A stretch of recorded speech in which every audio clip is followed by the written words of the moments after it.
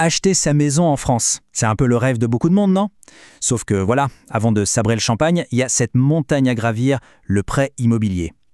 Ça peut faire peur, c'est vrai, c'est un système qui a l'air super complexe, très réglementé. Mais pas de panique, on est là pour ça. On va décortiquer tout ça ensemble, tranquillement, pour que tout devienne limpide. Regardez ce chiffre, 1424 milliards d'euros, c'est colossal. C'est le poids total du marché du crédit immobilier en France. Et vous vous doutez bien qu'avec de tels montants en jeu, on ne peut pas laisser les choses au hasard. C'est justement pour ça que le système est si verrouillé. L'objectif, c'est de protéger tout le monde, les emprunteurs d'un côté et la stabilité financière du pays de l'autre. Alors, la question qui se pose, c'est comment on fait pour s'y retrouver dans ce qui ressemble parfois à un vrai labyrinthe? Eh bien, il faut voir ça comme une sorte d'expédition. Il y a une carte, des étapes bien précises et surtout des guides pour nous aider en chemin. Allez, voici notre plan de route pour aujourd'hui. D'abord, on va regarder en face le défi du prêt immobilier. Ensuite, on va passer au scanner de la banque, l'analyse de solvabilité. Après ça, on rencontrera l'équipe d'experts qui nous accompagne. On décortiquera l'offre de prêt et surtout tous les droits qui protègent l'emprunteur. Et pour finir, on verra comment boucler la boucle en toute sécurité. C'est parti, on se jette à l'eau. Le défi du prêt immobilier. Si le système paraît si compliqué, ce n'est pas pour rien. Il a été pensé pour apporter de la stabilité et de la protection. Même si on est d'accord, de prime abord, ça peut sembler un peu décourageant. Bon alors, qui tire les ficelles? Qui sont les architectes de ce système? En gros, il y a 3 grands acteurs. D'abord, le HCSF, c'est un peu le grand Manitou qui fixe les règles du jeu pour tout le monde. Ensuite, l'ACPR, lui c'est le gendarme des banques, il surveille que tout se passe bien et protège les clients. Et enfin, la Banque de France qui joue un rôle d'arbitre, notamment en gérant les fichiers d'incidents de paiement. Bref, une équipe de choc pour que le système tourne rond. On passe maintenant au premier vrai obstacle pour l'emprunteur, l'analyse de solvabilité. C'est le fameux moment de vérité. La banque va passer les finances du demandeur au peigne fin pour s'assurer que le projet tient la route. Et au cœur de cette analyse, il y a un concept absolument central, le taux d'endettement. C'est tout simple en fait. C'est un calcul qui permet de mesurer la capacité de quelqu'un à rembourser un prêt en comparant ce qu'il doit déjà chaque mois à ce qu'il gagne. La formule est assez directe. On prend d'un côté toutes les charges récurrentes, les autres crédits, les pensions à verser, etc. et on les divise par les revenus stables. Le salaire net, les bénéfices pour un indépendant. Le résultat, c'est un pourcentage. Et ce petit pourcentage, croyez-moi, il est regardé à la loupe. Et voilà le chiffre magique. Enfin, magique. C'est surtout une règle d'or gravée dans le marbre par le HCSF. 35%. C'est le maximum.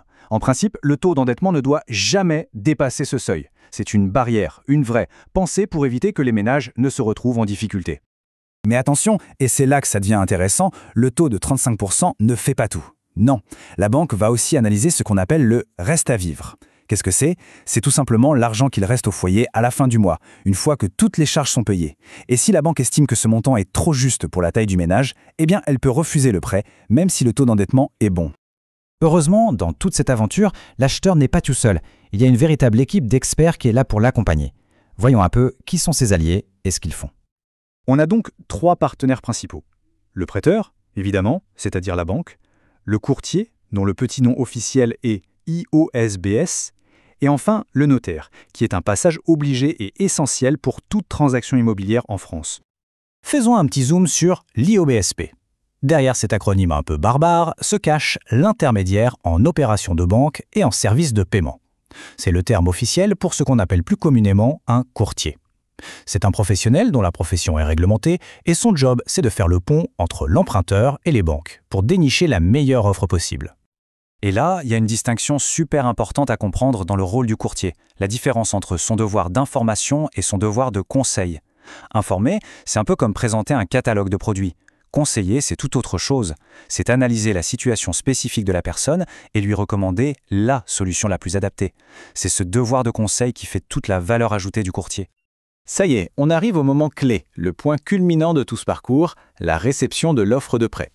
Et on va voir que c'est une phase extrêmement encadrée par la loi, justement pour protéger l'emprunteur. Alors, regardons ce calendrier légal, parce qu'il est non négociable. Une fois que l'offre de prêt est émise, la banque est coincée. Elle ne peut plus en changer les conditions pendant 30 jours. Mais le plus important, c'est qu'il est impossible d'accepter l'offre tout de suite. La loi impose un délai de réflexion incompressible de 10 jours. On ne peut signer et renvoyer l'offre qu'à partir du 11e jour. C'est une super protection pour éviter de prendre une décision à la hâte. Maintenant, petite question. Imaginez que la banque se soit trompée dans son calcul du taux d'intérêt global, le fameux TAG. Qu'est-ce qui se passe?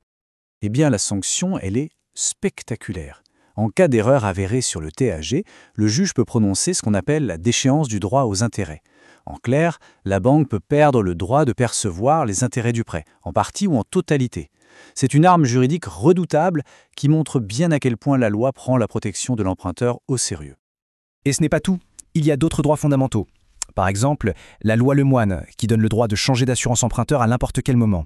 Il y a aussi le droit de rembourser son prêt par anticipation si on a une rentrée d'argent. Et enfin, en cas de litige avec la banque, il y a toujours la possibilité de faire appel à un médiateur bancaire. C'est un service gratuit et indépendant. Bon, maintenant qu'on a fait tout ce chemin, il est temps de synthétiser. Quelles sont les clés pour naviguer dans ce système et arriver à bon port sans encombre? Finalement, on peut résumer le succès d'un projet immobilier en 3 grandes étapes. Étape 1, la préparation. Un dossier en béton, complet, bien organisé, c'est la base de tout. Étape 2, l'esprit d'équipe.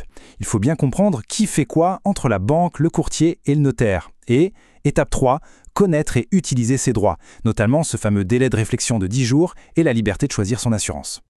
Au fond, et c'est une de nos sources qui le résume parfaitement, l'idée, ce n'est pas forcément de maîtriser chaque petit rouage du système dans les moindres détails.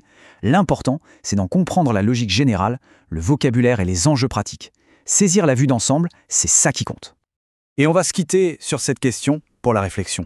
Ce système français, avec toutes ses règles, toute sa complexité, est-ce que c'est avant tout une barrière qui complique l'accès à la propriété? Ou est-ce que c'est au contraire le filet de sécurité ultime pour protéger l'emprunteur? La vérité est sans doute quelque part entre les deux.